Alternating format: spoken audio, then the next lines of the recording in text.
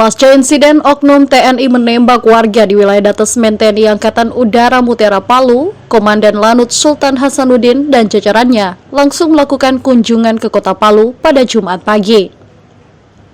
Pelaku penembakan sudah diamankan untuk dimintai keterangan. Kemudian korban telah mendapatkan perawatan intensif di Rumah Sakit Samaritan Palu sejak Kamis malam.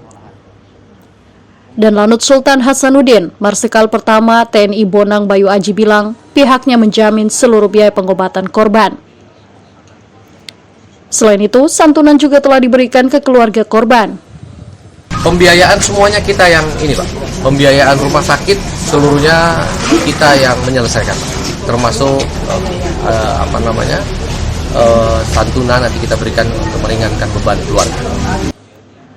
Hasil data awal yang diterima pada Kamis sore, korban bersama dua rekannya memasuki wilayah Detasmen TNI Angkatan Udara Mutiara Palu untuk mencari barang bekas. Karena dianggap tak pamit, salah seorang oknum TNI menembak korban dengan senapan angin. Korban kemudian dibawa ke rumah sakit hingga Jumat pagi menjalani operasi. Tim Liputan, Kompas TV, Palu, Sulawesi Tengah.